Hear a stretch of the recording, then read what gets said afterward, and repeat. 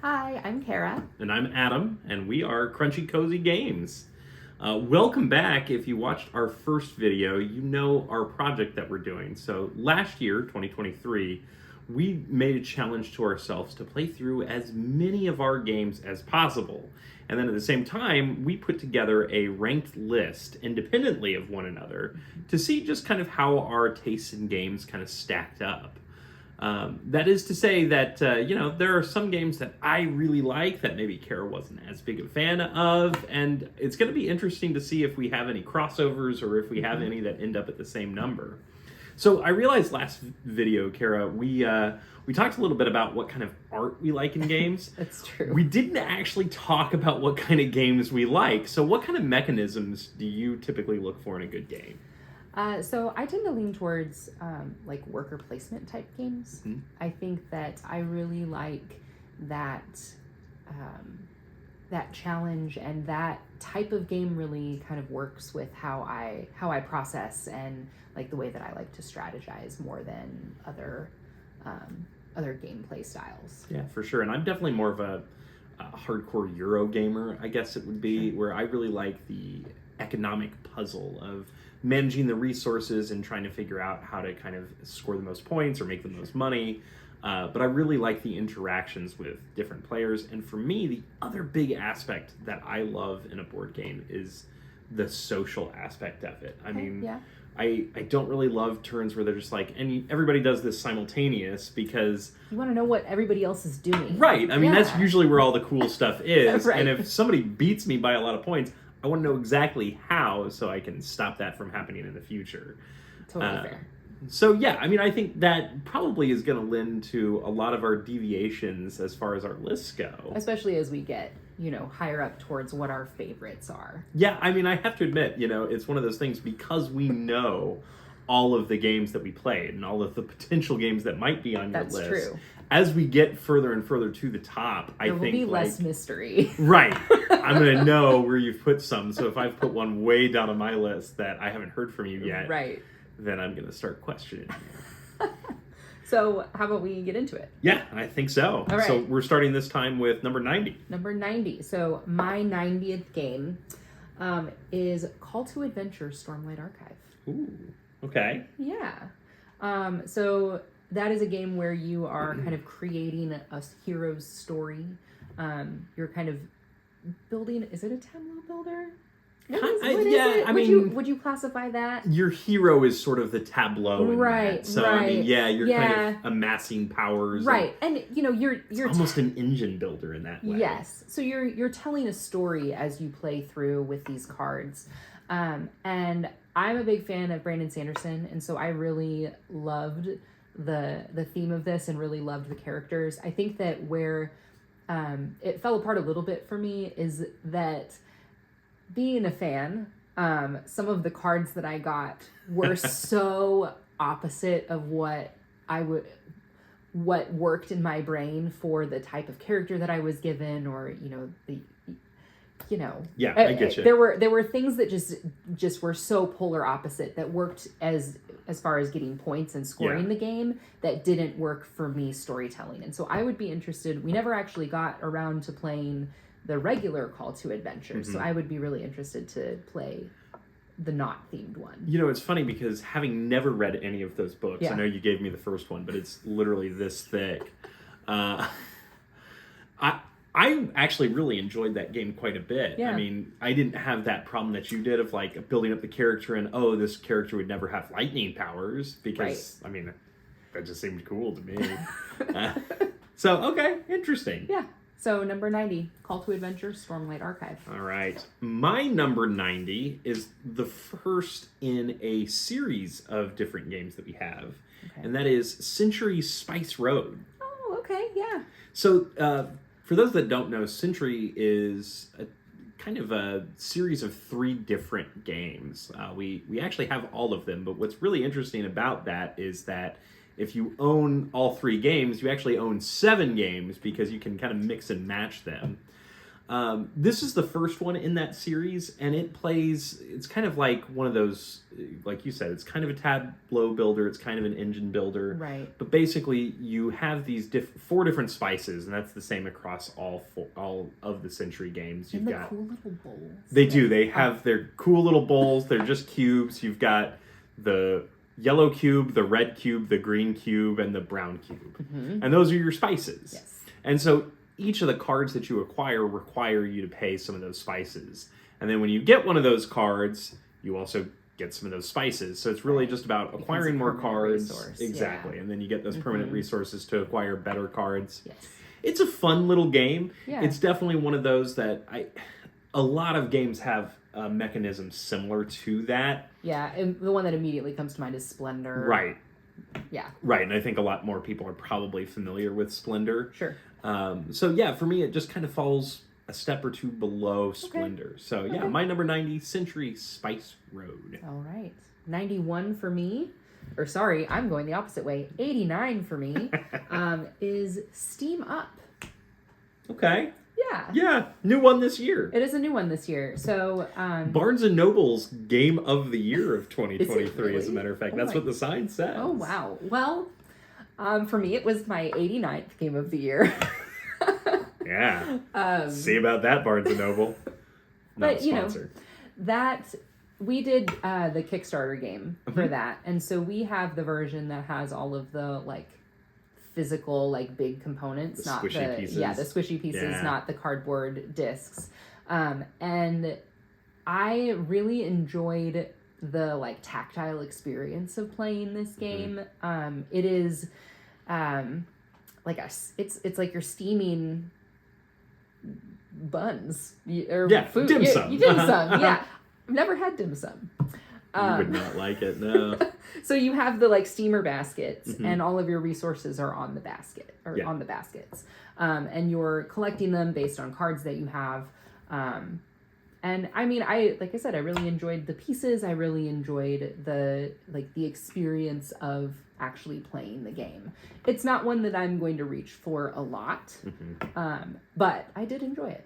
Yeah, I think the interesting thing about that game is, of course, you have different like animals that are eating at this dim sum place. So there's like a food critic that's a pig, and the rat is like really into seafood. And so the different things that you're trying to acquire have different goals that way. Yes. But I also feel like this is a game that's meant to be played with 5 people. It's true. We did only play it with 2, and so So there wasn't a lot of like stealing or I know you need that, so I'm going to move the board. yes, yeah, Yeah. One I'd of- be interested to see how it plays with more people. Yes, it is definitely one of those for me as well. Yeah. All right, my number 89 is a game that we actually played very recently for the Okay. first time. That's Canvas. Oh yeah. So I really like Canvas. It's got a really cool mechanism for it, and it's all about the pieces that come within it, because basically what you are doing is you are creating a painting. And you have a market of these transparent cards that have, maybe one artistic element to it. Maybe it's a border, or maybe it's like a portrait, or maybe it's just like a landscape piece. And you stack these transparent cards on top of each other. Cool. It's so satisfying. It really is. It's very satisfying to make the paintings. But what's not satisfying is that at the bottom of those cards, they have different colors and different symbols. Yes. And what you're actually trying to do is maximize those colors and symbols. It's true. And I think, as we were playing this, we talked about the challenge of maximizing the points versus making the coolest painting. Right. And, things that you wouldn't necessarily put together if you were just picking from the stack to like make something beautiful or make something cool. Like that is not necessarily going to score you. Yeah, for the points example, that you want. you had a great painting that had like an umbrella and the rain falling down, and that rain was just missing the spot where the umbrella was. And then the next card that you had in your hand, one of them would have fit under that umbrella. It's true. And the other one was on the opposite side, just in the rain, so there was nothing under the umbrella. And the most points was from that one, even though it didn't make logical sense. Yes. But, still really neat game. Yeah. The look of it is just so cool. It is a beautiful, beautiful game. But yeah, my number 89, Canvas. My number 88 is Mariposas. All right. So higher up than Dwellings of Eldervale, but you know, it's not judging. So Mariposas, I think, is it is a game that is a lot different than I thought it was when we first played it. Yeah. I think, when we first played the game, we were all about getting as far up on the map as we could get, and then realized with less than half of the turns left that you actually had to get everything back to the start to score any points with your butterflies. Right. So I think in the second playthrough, which was this year with more people, I think I really appreciated the quickness of the game a little bit more. I think with 4 people playing, we were also able to uncover more of those hidden resources, and so I didn't feel as frantic to find them, and didn't feel as obligated to go uncover them. It wasn't as much of a challenge, if that makes sense. Yeah, for sure. And so I felt like the game was a lot more satisfying with more people than it was with just the 2 of us. I think the thing that makes it so unsatisfying to me is that there's really only 5 movement cards in the entire game. That's fair. And you're always drawing 2 on your turn, and then you take those actions. But they're the same cards all the time. You've got, one that moves a butterfly 3 spaces. You've got one that moves 3 butterflies 1 space. And then you have a bunch of cards that are like, oh, play a card that anybody else played this round, or play a card that you've played in your discard pile. Right. And that's really kind of boring to me. I wish there was more variety in the movement. Sure. That's totally fair. But yeah, my number 88, Mariposas. My number 88 is the next game. Well, actually, it's the 3rd game in the Century series. Do you just have them all in a line? No, actually, I don't. The middle chapter, you'll see much later. Oh, okay. It's the Empire Strikes Back of the trilogy. So Century: A New World is a worker placement type game. It still has the same mechanism. You still have your red, yellow, brown, green spices that you're collecting to take other actions, but it marries that with a little bit of worker placement. So you place a worker on a spot, and then you get a specific spice. I thought I enjoyed it. I thought it was good. I feel like the art in these kind of needs a little bit of a reboot, which they actually did, because now you can get all the Century games, the Golem editions. That's true. Which are all kind of it makes it fantastical. Yeah, rather than Spice Trader. Yeah. And, this one I think is... I found it to be really fun because there's options for placing the workers, and then if everybody is on those spaces, you have a mechanism for getting them all back too. Sure. Which is neat. And so trying to figure out when to do that. The timing of that is crucial. Yeah, exactly. Sure. Because you don't want to leave a spot open for another person. Yeah. Because the thing is, if there's a worker on there, another worker can come, but they have to then use 2 workers to do it. Pay more, yeah. So, really interesting game. I just don't think it achieves the highs of another Century game that you'll hear about later. So, yeah, my number 88, Century: A New World. Okay, moving on to number 87.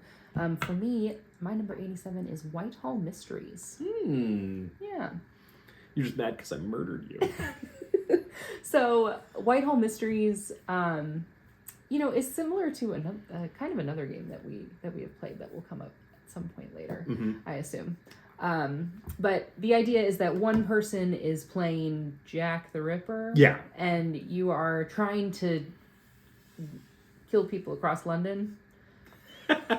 It's a little vague. You're basically just trying to evade capture from the police. Yes. Whether you're actually murdering people at locations you have to get to, that's your choice. Yeah. In my head, that's exactly right. So, the rest of the people are playing investigators who are trying to catch him. Right. And I found the group that we had, it was very fun. It was, each of your investigators has a little bit of a special thing that they can do. Nothing extravagant. You had the dog. Well, yeah, but but it doesn't always come in handy. Right. You know what I mean? There will be one crucial moment where somebody's power is going to clinch the game, but that moment doesn't always come for every person. Right. And I think that it is a very challenging game, and I had fun with it, but it wasn't my favorite of everything that we've played. Sure. But it's definitely worth playing if you have a big enough group of people, I think. I mean, it is a game that is played at 4 people. Mm-hmm. You've got one person playing Jack the Ripper, and then you've got 3 other investigators. Right. If you play with anybody less than that, then they have to control at least another investigator. Yeah. And part of that is, I mean, the map is laid out so that there are just a bunch of numbers across this map of London. And so Jack the Ripper is moving from London to London. It's a little bit overwhelming to like remember where you've been and like what yeah. Do it's a you lot. think you would enjoy it if you were playing as Jack? No, I think that would be entirely more stressful. I think that's the most fun. It is incredibly stressful, but it creates a gameplay idea that you've just not really tried before because you know more information than everybody else. It's true. I generally am not a big fan of things where like one person is like singled out from everybody. Yeah, but when you're Jack the Ripper, it's cool. Yeah. Anyways, so my number 87, Whitehall Mysteries. All right. My number 87 is a game that's definitely not on your list. A classic deck builder, Dominion. You hate Dominion. I greatly dislike Dominion. Based on the one time that I've played it. Yeah. I did not enjoy it. So the thing about Dominion is it's been around for a while now. And there are, I mean, as you can see at our friendly local game store, there are so many expansions to Dominion. So many. But base game Dominion is just kind of your classic deck builder. You know, you've got cards in your hand that get you more resources. You've got cards in your hand that allow you to do different things if they're playing with other cards. And then you have cards in your hands that are just points at the end of the game. So if you draw them in your hand in the middle of the game, they're basically just throwaway cards. You can't do anything with them. You can't purchase new cards. You can't take advantage of any special powers. They're just kind of cluttering up your deck. But you need all those cards for the end of the game. And there's a finite amount of them, so you always kind of want to be purchasing cards. And I think the reason you don't like it is because it's one of those that the fun thing is not necessarily the thing that you want to be doing to win. Exactly. Yeah, and I get that. And I do think that some of those expansions add more cards that allow you to do more fun things. There's also expansions that allow you to do more interactive stuff with other players. I also think, you know, in the last over 2023 we played a lot of games that have deck building components. Yeah. And I think that I really enjoy many of those. And I think the thing that I don't like about Dominion is that it is only a deck builder. And I think that kind of fine line that you have to walk in choosing the fun thing or choosing the thing that will help you win is helped by additional gameplay elements that make it feel more fun even when you're doing the not fun thing. Yeah, I get you. I just think that, you know, of course this is sort of what people see as like the classic deck builder game. Right. And I think for what it is, I had a lot of fun with that. I love deck building as a mechanism, so it stood out to me as fun for that. But I would like to try the expansions to see if you end up liking it. Maybe let's try a playthrough with different cards of the original. That's a good idea as well. But yeah, my number, what are we on now? 87, Dominion. All right, it's my number 86. I have a little bit of a theme here for this little section of 10. Can move it? Sushi Go, spin some for dim sum. All right. So, very cute game. It is similar to regular Sushi Go, but with the added element of like a turntable in the middle. I don't know why, but when you said turntable, I'm just picturing like a DJ thing where you're just like, wicka, wicka, okay, more like a Lazy Susan. Yeah. I like a Lazy Susan a lot better. So I really enjoyed this game. It is snappy. It is quick. And I just adore the art on Sushi Go. I think it is very cute. Which is funny because I don't like sushi. But I like you Sushi especially Go. wouldn't like it if you saw all the cute faces smiling at you before you devoured them. That's true. So I think it is very cute. I think it is a fun, quick game.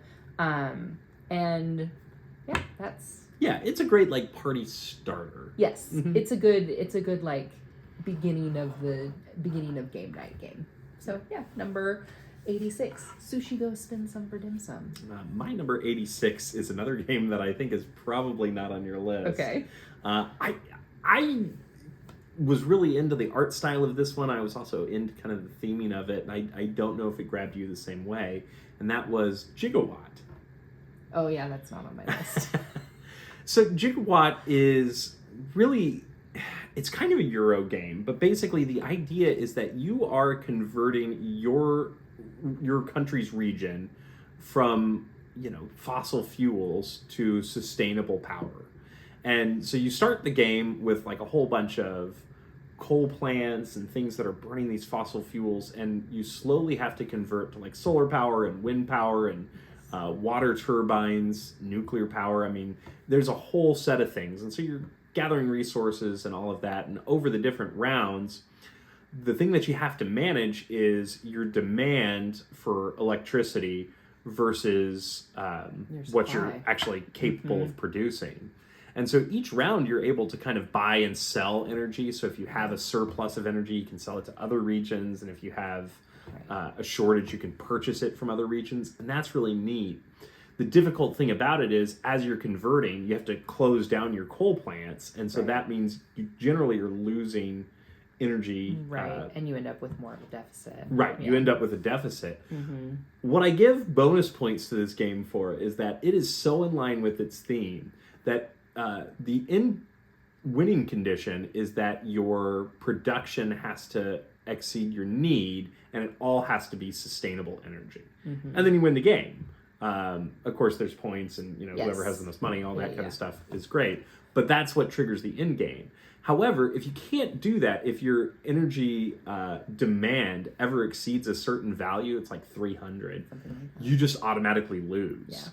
The same goes for, I forget what there's like a condition at the very beginning where it's like you can have a total meltdown of power and demand, and you can just lose within the first like 4 turns of the game. Yeah.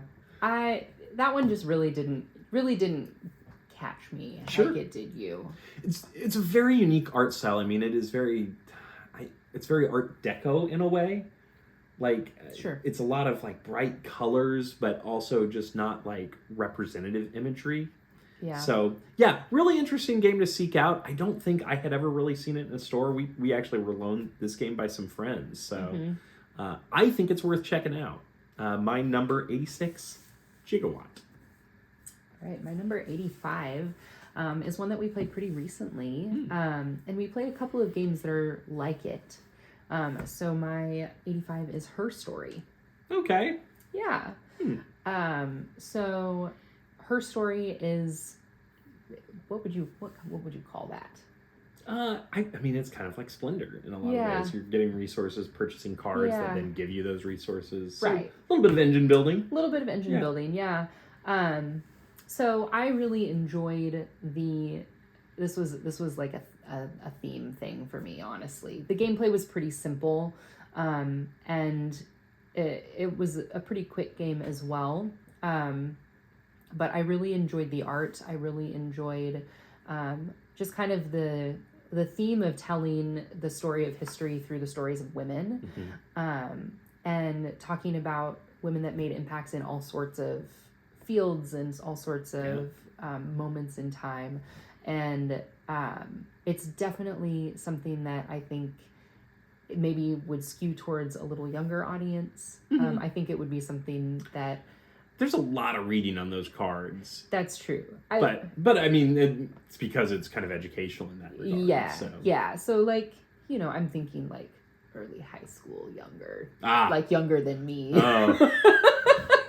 Oh yeah. I wasn't thinking like small children. We're old. Neat. But somebody that's on the like beginning side of board gaming. You know what I mean? Yeah. Like, Totally makes sense. Yeah. I thought the game was really nice. It did not make my list just because, like you said, it kind of was in a theme of games that we had played. Yeah. And I don't feel like it did as strongly as that.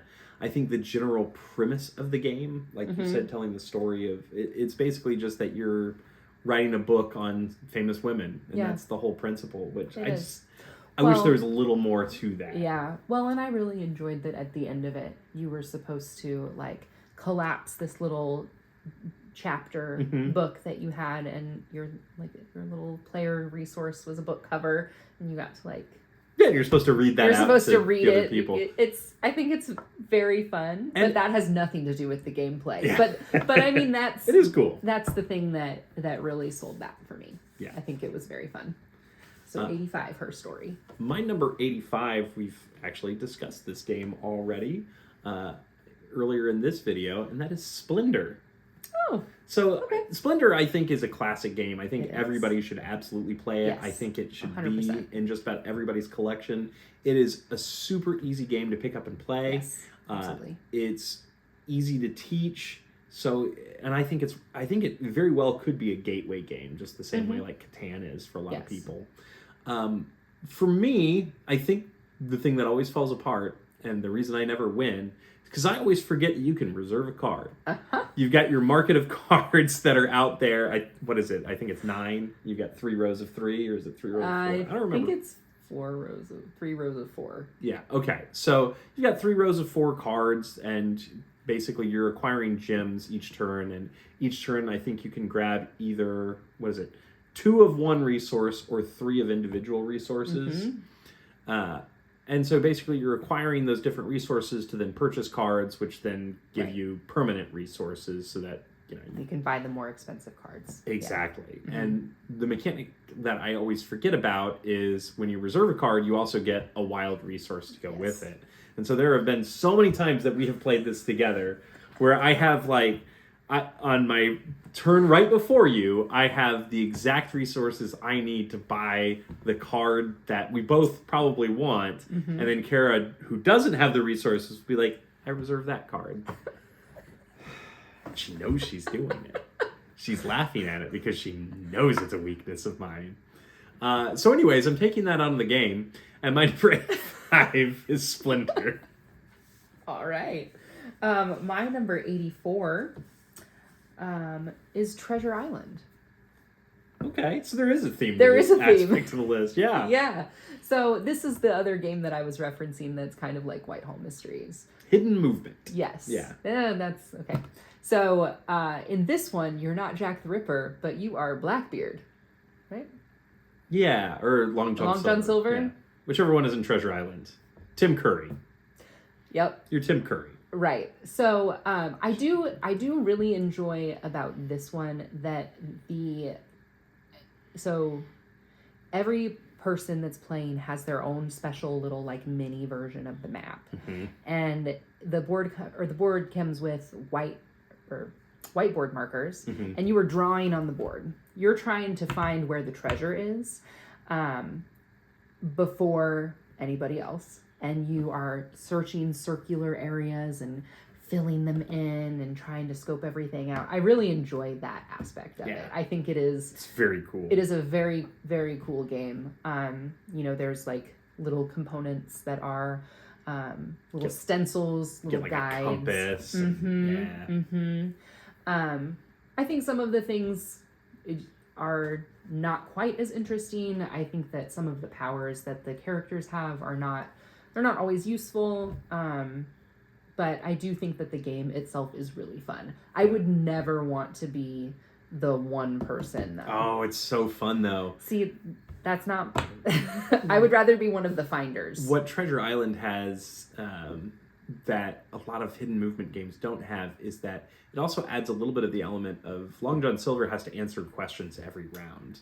And so it has to be stuff, people can ask him questions. And throughout the entire game, he can only lie twice. So you have to be really careful about when you're using that lie. And then the other players can then verify whether something they have said is a truth or a lie. But they by only flipping get something. one verify per game. Right. And Yeah. because all the players are also kind of working against each Yes. other, you don't know if they might be lying as well. It's very devious, and that's something that sets it apart from other hidden movement games to me. Yeah.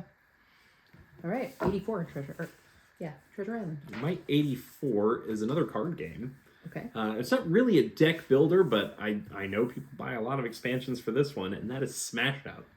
Oh, okay. So Smash Up, for anybody that doesn't know, Smash Up is this game where it is like there are a whole bunch of different decks in there. There's aliens and monsters and robots and sharks and just all sorts of stuff. And you pick two of those factions, take their decks, and you shuffle them together, and that is your combined deck. It's a game I really like because it is just so broken. Like, it really is. You can get a combination that just absolutely does not work together. I mean, the objective of one deck is like, hey, get rid of all the cards in your hand, and another deck might be like, you need to have a ton of cards in your hand. Right. But you can also, to that same extent, you can also get a deck that is just hyper powerful. Just so overpowered compared to everything like the else pirates playing. And I forget what we played, but there's like a pirate and something that defeats all the minions, and then another one that like puts all the minions back, like pirates and zombies or something like that. It's a ludicrous game. You're playing cards at bases, trying to accumulate power there to win victory points.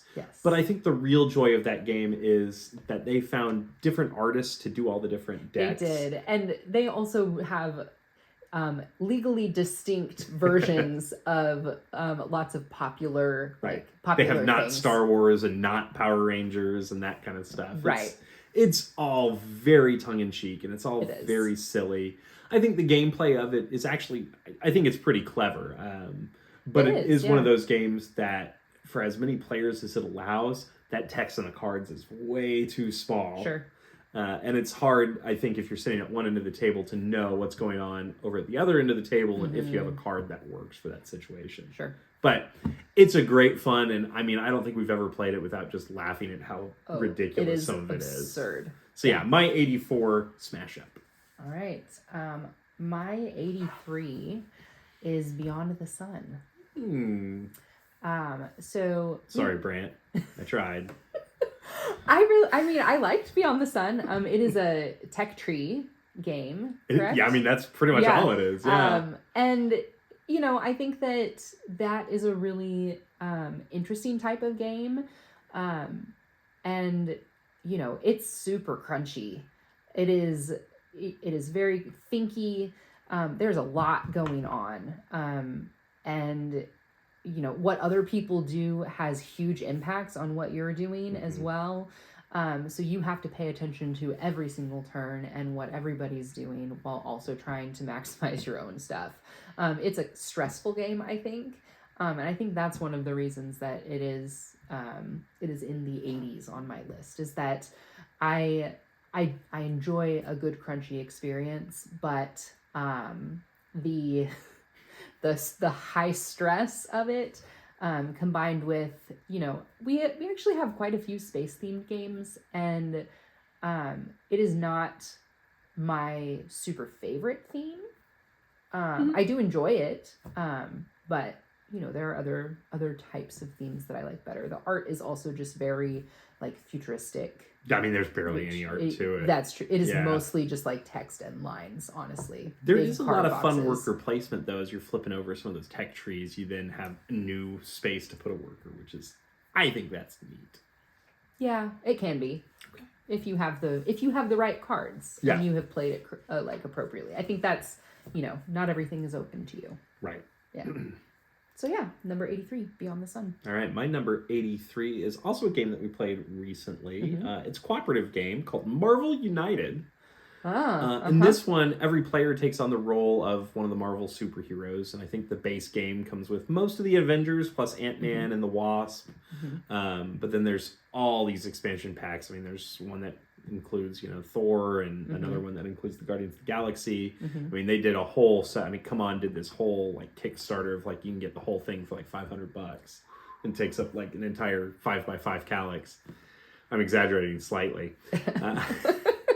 But you know, that game, it plays kind of like a pandemic type of game. You know, it does. Each turn you get so many actions. The cards that are in your hand, they might have something special that your hero can do, but then they also can take one of the three actions, either move, attack, or do a heroic action like rescue a civilian or defeat a plot or something like that.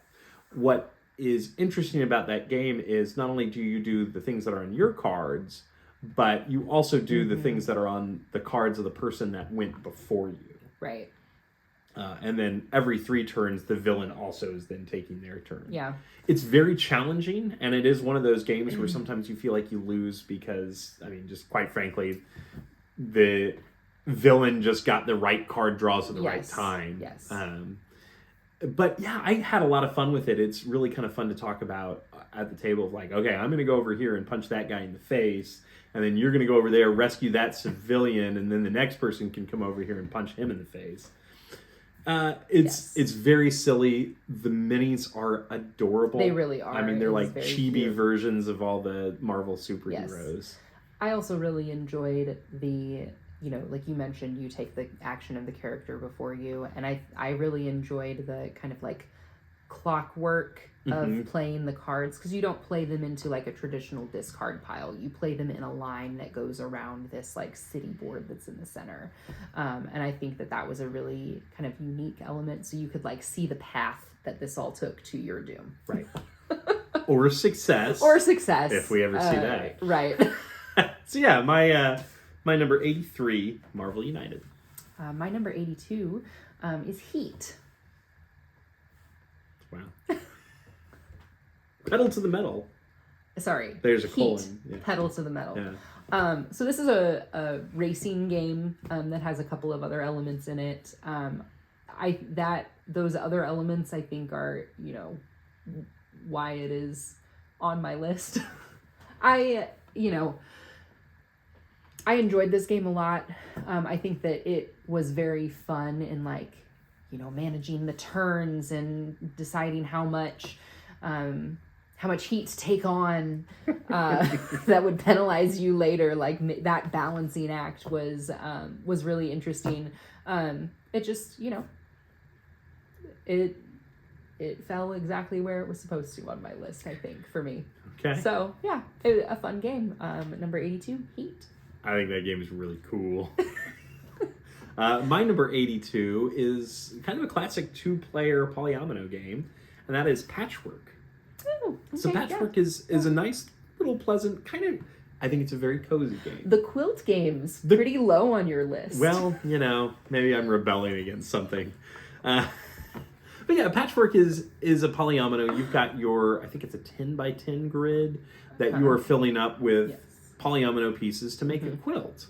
The interesting mechanism of this game is it's not a you go, I go type of game. It depends on each polyomino. They have points, and then they also have how much time it costs you. And whichever player is the furthest behind in time, they get the next turn. So it's really possible if you've taken pieces that are low on the time scale that you might take a couple turns in a row.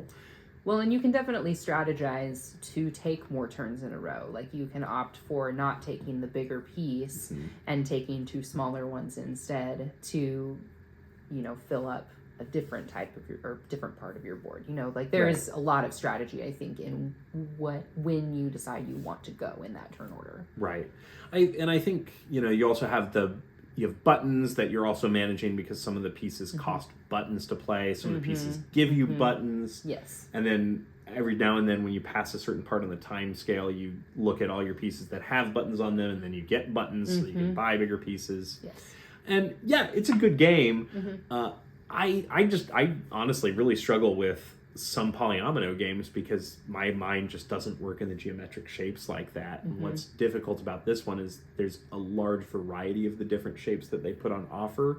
And so I always feel like I end up getting stuck in a corner where I'm just like, I don't have any way to fill this. They also are, unlike some other polyomino games, there aren't consistent types. And even if there are, it's not like they're in like nice piles. Right. Like they're literally spread out in a circle around the board. Yeah.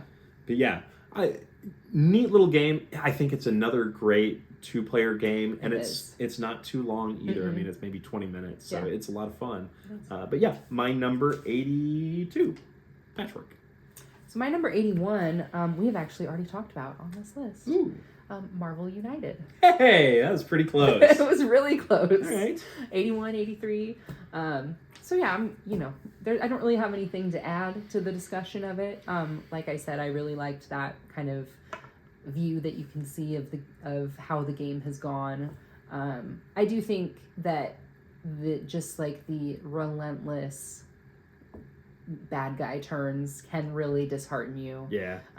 Especially because they are able to continue to deal damage even if like they don't, like there's nothing you can do to prevent it. And Right. I think that becomes a little hopeless as you're playing because there's not really good ways to counteract it. Yeah, I mean, it has kind of that pandemic aspect of just like you're always adding as well. It's always getting more intense, and sometimes there's just a turn that's like, yep, you just add 2 more to the threat. Yep. Like, well, Yeah. bummer. Yeah. But yeah, overall, fun game. I really am interested to get it to the table again. Try our hand at beating that bad guy. And maybe trying some different baddies as Sure, well. So yeah. 81, Marvel United. all right. My number 81 is a roll and write, Mm. tiny little box Mm-hmm. called Mindspace. Yeah. And you know, when I talked about Railroad Inc. in the last video, I said, you know, one of the things that stresses me out a lot about roll and writes is that I want everything to kind of be perfect, all the lines to be you know, set up in the right way. Right. And as somebody that's not an artist and not really a great drawer, that can be kind of stressful for me. Sure. What Mindspace does really well is that you're actually just coloring in Yes. shapes and Yes. such. But it's an interesting mechanism where you have a bunch of colored dice and you roll those colored dice, and depending on what number they show on the face, you then put with a specific card that has a shape on it that you have to draw. And everybody has different goals. The different colors score in different ways, like purple shapes, they want to be next to each other, but orange shapes only score in pairs. And so it's really interesting how you go about that, and you're filling out this brain board. It's a tiny board. Like everything Yeah. is really small in this game. But I found that puzzle to be a lot of fun. You know, there's also like special goal cards that Yes. you're trying to get. But I just really appreciated kind of the aspect of like, you don't know what pieces you're going to get next. Yes. And then you've got kind of a choice. Like you could take the orange, or you could go, Right. I think the purple is going to fit this space, and I'll get points for that. Yeah. I do also really enjoy the like community pool of all of the colors of dry erase markers. Yes. That you're using to color it in. And so that completely filling the space kind of takes that drawing stress out because Right. you can, like, you're just filling in. Exactly. Yeah. It's just kind of color coding everything. Right. Which is neat. Yeah. But yeah, my number 81, Mindspace. So that's going to bring us to the end of this video. It is. Not a ton of crossover just yet. No. So- we had one game that was on both of our lists in this section. Right. And I'm Yeah. just I mean, it's funny because, you know, I know some of the games that have already appeared in your list. I'm like, wow, okay. We'll see those again, but not for a bit. I mean, same. Yeah. It's just interesting because we do have those different tastes It's in true. games. So we'll see, will we match up more in the middle, or will we match more up at the top? You'll have to tune in for the next video. Be sure to like and subscribe so you can get notified when we drop the next one. Thanks for coming.